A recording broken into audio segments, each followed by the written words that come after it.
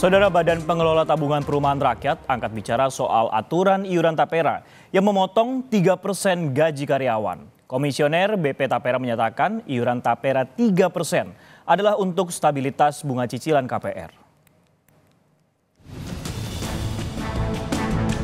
Aturan soal iuran tabungan perumahan rakyat yang memotong 3% gaji karyawan masih mengundang banyak tanya. Komisioner Badan Pengelola Tabungan Perumahan Rakyat Heru Pudio Nugroho menegaskan iuran Tapera 3% adalah untuk stabilitas bunga cicilan KPR.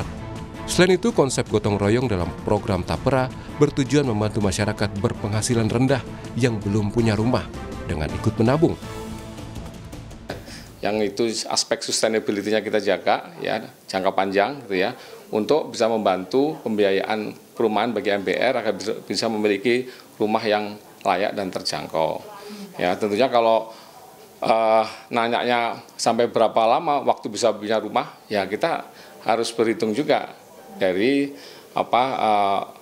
dana yang ya kita optimalkan, ya, karena prinsip dari Tapera sendiri adalah atau BP Tapera adalah collecting, growing, dan distributing. Kan ya untuk membantu kemanfaatan KPR-nya supaya penerima KPR-nya peserta yang belum memiliki rumah dapat fasilitas KPR dengan bunga yang sangat terjangkau. Sementara itu, Menteri Keuangan Sri Mulyani belum berkomentar banyak soal tata kelola iuran Tapera. Sri Mulyani menyebut akan menjelaskan sekaligus melakukan sosialisasi soal Tapera dalam konferensi pers Jumat siang. Gitu Bu Ani, sedikit aja Bu Ani. Sedikit aja Bu, mau konfirmasi masalah Tapera itu Bu Ani, karena kan banyak yang tata kelolanya dipertanyakan. Jadi proses tata kelolanya gimana Bu? Itu jadi pertanyaan Bu. Bakal dievaluasi, katanya diminta sosialisasi Bu sama Erlangga Bu. Bu nggak takut daya beli keganggu itu Bu? Besok konferensi ya di istana. Besok ada konferensi pers soal itu. Nailul Huda, peneliti Center of Economic and Law Studies, Celios, menilai tidak semua pihak dapat merasakan keuntungan dari iuran Tapera. Sebagian masyarakat bisa saja menghasilkan banyak keuntungan ketika menaruh uang di instrumen investasi lain ketimbang Tapera. Jadi tidak semua pekerja itu sebenarnya dia merupakan dia pengambil manfaat dari Tapera gitu. Ada yang dia memang tidak mengambil manfaat dari Tapera. Dan ini yang kita sebut sebagai investasi gitu. Itu yang tidak mengambil itu yang di atas 8 juta berarti ya? Artinya yang masyarakat mampu? Iya, yang masyarakat mampu. Dia tidak mengambil Tapera, dan ini mereka hitungannya adalah investasi. Tapi investasi yang nggak liquid gitu. Nah ini yang kita pertanyakan gitu kan, bahwa apakah sudah dihitung dengan adanya opportunity cost tentunya. Ketika tidak liquid ini kan menimbulkan opportunity cost kan. Ketika kita butuh uangnya, ketika kita ya ada bisa bilang kebutuhan mendadak, kita nggak bisa mengambil. Baru bisa mengambil ketika kita pensiun dan memasuki umur 58 tahun. Itu kan sebuah kebijakan yang menurut saya tidak wajib. Undang-Undang Nomor 4 Tahun 2016 tentang Tabungan Perumahan Rakyat direvisi melalui PP Nomor 25 Tahun 2020. Tapera tidak hanya diperuntukkan untuk PNS, tapi semua pekerja yang memiliki penghasilan senilai upah minimum wajib jadi peserta Tapera. Lalu kembali direvisi melalui PP Nomor 21 Tahun 2024 pada 20 Mei 2024. Dalam PP 21 Tahun 2024 Pasal 15 disebutkan bahwa besaran simpanan peserta ditetapkan sebesar 3% per bulan dari gaji atau upah peserta dan penghasilan untuk peserta mandiri. Peserta pekerja ditanggung bersama pemberi kerja sebesar 0,5% dan pekerja sebesar 2,5%. Sebelum terbentuk Tapera, badan ini bernama Bapertarum PNS atau Badan Pertimbangan Tabungan Perumahan Pegawai Negeri Sipil. Badan ini dibentuk dari Kepres Nomor 14 Tahun 1993 dan ditetapkan tanggal 15 Februari 1993. Tugasnya membantu membiayai usaha peningkatan kesejahteraan PNS dalam bidang perumahan, baik PNS pusat maupun daerah dengan pemotongan gaji.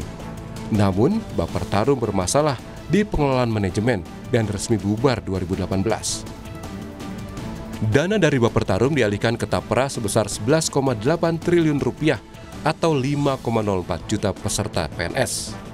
Dan baru dikembalikan ke peserta tahun 2023 sebesar 1,8 triliun rupiah kepada hampir 446.000 PNS.